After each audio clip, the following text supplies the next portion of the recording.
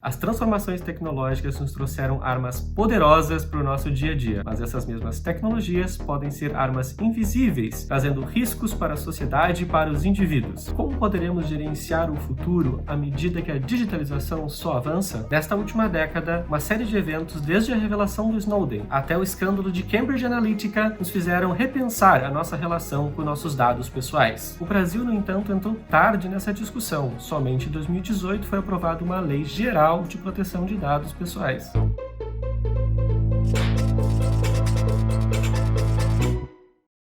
Olá, eu sou o Christian Perrone e nessa websérie nós vamos explorar juntos o futuro e o perigo da era digital. Trouxemos uma série de experts para nos ajudar a compreender as oportunidades e os desafios da tecnologia na era digital. Neste primeiro episódio vamos falar sobre o futuro da privacidade. Temos aqui com a gente a Miriam Wimmer, pesquisadora e membro do Conselho Diretivo da Autoridade Nacional de Proteção de Dados, para falar sobre o cenário nacional de proteção de dados. Miriam, como podemos entender o lugar do Brasil frente ao desenvolvimento da proteção de dados no resto do mundo? O Snowden teve um efeito imediato de impulsionar a aprovação do Marco Civil da Internet em 2014.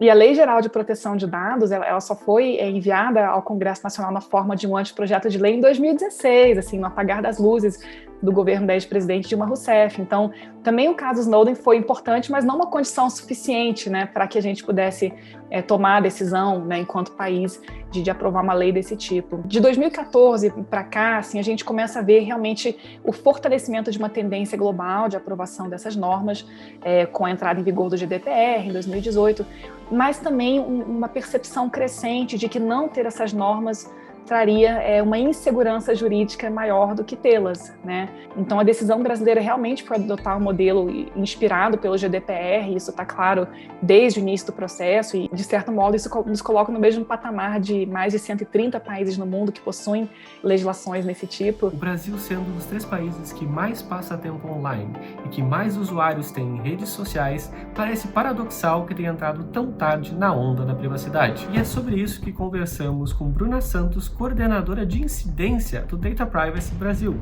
para saber como a sociedade civil vê o desenvolvimento da proteção de dados no Brasil. Que a gente está no início de uma longa jornada de criação de uma cultura de proteção de dados pessoais, né? Não dá para dizer que essa cultura está consolidada no Brasil, não dá para dizer também que talvez a gente saiba o que é a proteção de dados pessoais, eu acho que é uma longa jornada mesmo, mas talvez esses últimos 10 anos de discussão, com uma discussão concentrada em 3 anos de debates legislativos, sejam fatores muito importantes para não só projetar o Brasil e o nosso interesse em regular a proteção de dados pessoais, como também equiparar a gente àquele outro grupo de países que tem marcos normativos sobre o tema e que também são, né, ou signatários, ou até, enfim, aceitam e entendem a importância da diretiva europeia e de marcos normativos sobre esse tema. Assim. Que estamos somente no início de uma longa jornada no Brasil ficou claro nos últimos meses, com uma série de vazamentos de dados pessoais. Milhões de brasileiros foram vítimas de um novo vazamento ilegal de dados. Novo vazamento ilegal de dados que atingiu milhões, mas muitos milhões de brasileiros. O maior vazamento da história no Brasil. Nesse sentido, é crucial saber quais são os próximos passos da proteção de dados aqui no Brasil. Talvez na temática da privacidade e proteção de dados, com a existência agora da autoridade e talvez um empoderamento ao longo do tempo dessa autoridade, a gente consiga passar a ter essa mesma função que historicamente a gente tem, por exemplo, no setor de telecomunicações, também no setor de privacidade e proteção de dados. Em termos de exercício de futurologia, eu acho que a questão acaba daí sendo talvez muito sofisticada para a minha pequena bola de cristal, mas quanto mais a gente vê essa questão de fluxo internacional de dados e da necessidade de interoperabilidade de frameworks de proteção de dados pessoais, me parece que vai ficando muito difícil a gente depender de sistemas nacionais que não tenham um mínimo denominador comum. Efetivamente, falar de proteção de dados de maneira isolada parece impossível.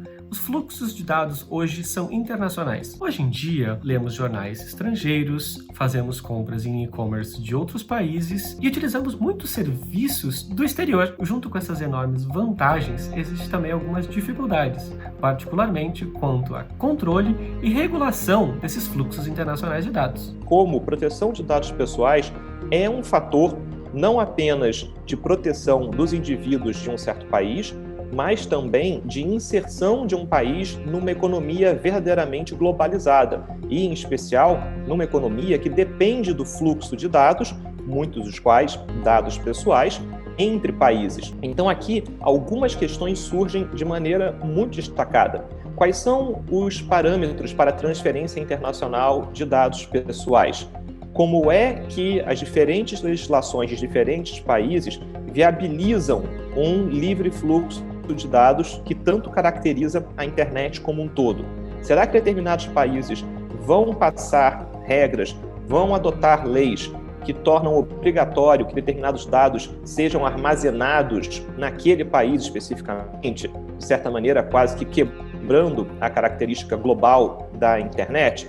E, em última instância, com a necessidade de autoridades de terem acesso a dados, será que nós vamos conseguir cumprir os mecanismos de cooperação para a assistência judiciária existente entre vários países? Que a gente quer uma solução que seja eficaz, e daí eu acho que talvez o esforço que deva ser construído é realmente esse de busca de maior interoperabilidade entre as normas jurídicas de diferentes sistemas. E eu acho que o nosso desafio agora é interpretar a legislação de tal modo que seja o mais harmônico e o mais consistente possível com a experiência de outros países, porque leis de proteção de dados servem para, proteger o indivíduo de um lado, mas também para viabilizar que os dados circulem com segurança. O futuro da privacidade parece depender, então, de uma cultura robusta de proteção de dados e de pensar a regulação brasileira como compatível e interoperável com a ordem jurídica internacional. No próximo episódio, vamos explorar o desafio do reconhecimento facial. Será que a gente consegue